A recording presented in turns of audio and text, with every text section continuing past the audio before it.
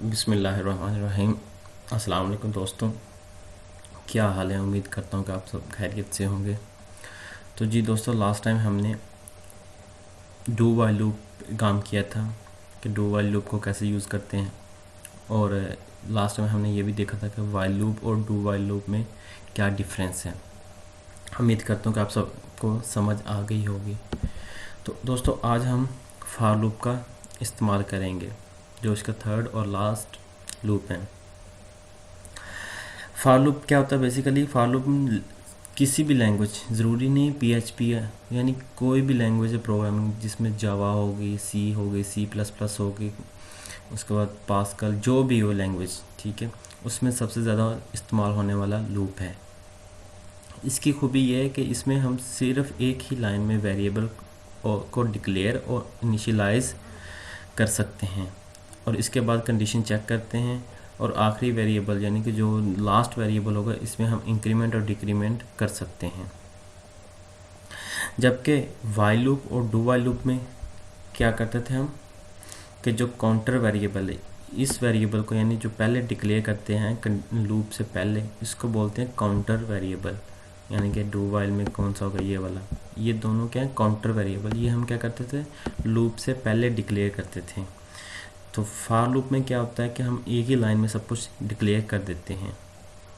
और एक बात और कि फॉर लूप में क्या होता है जैसे लास्ट टाइम ये देखें, $n इक्वल टू $n+1, यानी अगर ये हमने लगाना भूल गए ना, तो ये इन्फिनाइट हो जाए। इन्फिनाइट का मतलब ये लूप चलता रहेगा, उसको पता ही नहीं कहाँ तक जाना है, ठीक है। तो फॉर लूप का ये बेनिफिट है कि हम इसमें एक ही लाइन में सब कुछ डिक्लेयर कर देते हैं। तो चलिए हम फॉर लूप का इस्तेमाल करते हैं। तो एक न्यू फाइल बनाएंगे, फिर वहीं से HTML का बेसिक स्ट्रक्चर वो डिक्लेयर करते हैं। टाइटल में क्या लिखेंगे, फॉर लूप, उसके बाद हेड को क्लोज करेंगे, बॉडी स्टार्ट करेंगे और बॉडी को क्लोज कर देंगे, और HTML को क्लोज कर देंगे। इसको सेव करेंगे उसी ड्राइव के अंदर। मैं इसका नाम देता हूँ फॉर loop.php। तो जी दोस्तों, ये हमारी फाइल सेव हो गई। अब हम PHP का स्टार्टिंग और एंडिंग टैग वो लगा लेते हैं। अब लास्ट टाइम हमने 1 से लेकर 100 तक प्रिंट करवाया था डू वाइल और वाइल लूप के थ्रू। अब वही काम हम फॉर लूप के थ्रू करते हैं। तो लास्ट टाइम हमने क्या किया था कि एक वेरिएबल को पहले डिक्लेयर करके इनिशियलाइज करा, वैल्यू असाइन कर दी थी। अब हम इसमें क्या करेंगे कि एक ही लाइन में सब कुछ करेंगे। फॉर लूप स्टार्ट करेंगे, छोटे ब्रैकेट, उसके बाद वेरिएबल का नाम वही n = 1 सेमीकोलन। अब इनके बीच सेमीकोलन आएगा, ठीक है। ये तीन चीज़ें होंगी, तीनों के दरमियान सेमीकोलन आएगा। उसके बाद कंडीशन <= 100 और इंक्रीमेंट या डिक्रीमेंट $n++। अच्छा, लास्ट टाइम हमने क्या किया था, $n ये वाला, इसका भी काम वही है और इसका भी काम वही है। आप ये भी यूज़ कर सकते हैं, आप ये भी यूज़ कर सकते हैं, ठीक है, इसमें कोई मसला नहीं है। तो चलें, उसके बाद हम वो बॉडी में क्या करते थे, इको $n। अब हम इसको सेव करेंगे। सेव करने के बाद इसको रन करते हैं। localhost \my files \for loop, अभी जो हमने फाइल सेव की है, ओके। ओहो क्या कहते हैं कि लाइन नंबर 9, यहाँ कुछ मसला है, सॉरी, वेरिएबल का नाम डिक्लेयर नहीं किया था। अब रन करता हूँ तो ये देखें, ठीक है, लेकिन फिर वो ये आ रहा है। अब दोबारा हम इसको डबल कोटेशन br डॉट, तो ये देखें, ठीक है, ये सेपरेट लाइन में आ रहा है। तो ये है फॉर लूप। अब देखें ये वाली चीज़ क्या है और ये वाली चीज़ क्या है और ये वाली चीज़ क्या है। ये जो चीज़ है यानी $n=1, ये हमारा इनिशियलाइजेशन है, इसको इनिशियलाइजेशन एक्सप्रेशन भी कहते हैं। और ये वाली जो स्टेटमेंट है ये हमारी ये हमारे टेस्ट एक्सप्रेशन है, या इसको हम कंडीशन भी कह सकते हैं। और ये हमारा इंक्रीमेंट या डिक्रीमेंट है। ठीक है, इंक्रीमेंट का मतलब क्या होता है, एक का इजाफा करना, और इसमें हम डिक्रीमेंट भी कर सकते हैं। डिक्रीमेंट मतलब माइनस करना।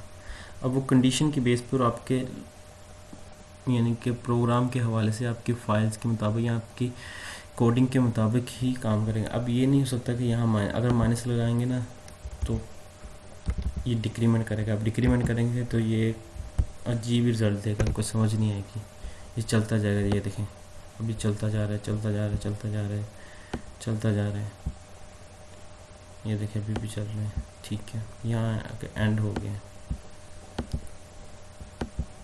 तो हर प्रोग्राम का अपना अपना हिसाब होता है। ठीक है, इसको सेव करके दोबारा रिफ्रेश करता हूँ तो ये 100 तक दोबारा प्रिंट कर दिया। ठीक है, ये देखें,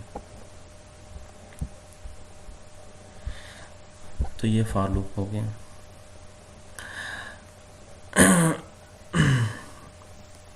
सॉरी। अब हम लूप के अंदर यानी फॉर एग्जांपल अगर हम चाहते हैं कि जैसे हमारा लूप 20 या किसी भी कंडीशन पर पहुंचे ना तो हमारा लूप ब्रेक कर जाए। ठीक है, ब्रेक का मतलब क्या है, उस बॉडी से हम बाहर आ जाएं, उससे आगे यानी कोई भी चीज़ एग्जीक्यूट ना हो। यानी फॉर एग्जांपल अब अगर हाँ यानी 1 से स्टार्ट हुए, जैसे हम 20 पर पहुंचे तो हमारा ये लूप यानी कि जो प्रिंटिंग वाला काम है ये ब्रेक हो जाए, हम बॉडी से बाहर आ जाएं।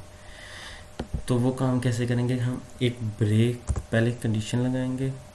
कंडीशन क्या लगानी कि जैसे ही n जो है हमारा 20 के इक्वल हो जाए तो उसको ब्रेक कर दे। इफ़ $n इक्वल, यहाँ डबल इक्वल का साइन यूज़ करेंगे, सिंगल करेंगे तो ये क्या होगा कि 20 जो वैल्यू है ना वो n को साइन हो जाएगी। ठीक है, अगर कंडीशन जब लगाते हैं इफ़ के अंदर तो ये डबल इक्वल का साइन आएगा। इफ़ $n इक्वल 20 तो क्या करें कि ब्रेक कर दें, ब्रेक सेव करेंगे। सेव करने के बाद रिफ्रेश करते हैं इसी को। अब ये देखें 90 तक जैसे ही पहुंचा 20 तक तो इसने क्या किया, ब्रेक कर दिया। ठीक है, तो ये होता है ब्रेक करना, यानी कि लूप के अंदर एक स्पेसिफिक लोकेशन पर पहुंच के हम टर्मिनेट कर दें बॉडी को या लूप को टर्मिनेट कर दें। अब एक और बात आपको बतानी है कि फॉर एग्जांपल अगर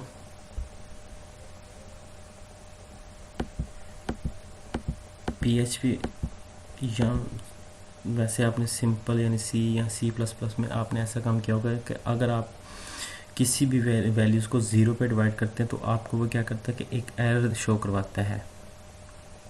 ठीक है, जबकि जो PHP है इसके अंदर जब हम 0 डिवाइड करेंगे यानी कोई भी वैल्यू को 0 पर डिवाइड करेंगे तो वो हमें एक वार्निंग शो करेगा।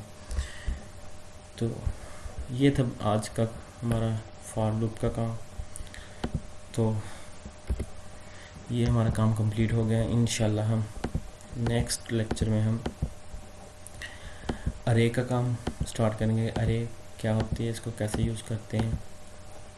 तो ये हमारा लूप का लेक्चर तकरीबन कंप्लीट हो गए हैं। वाइल लूप है, उसके बाद डू वाइल है, फिर फॉर लूप है, ये 3 लूप हमने काम कर लिए हैं।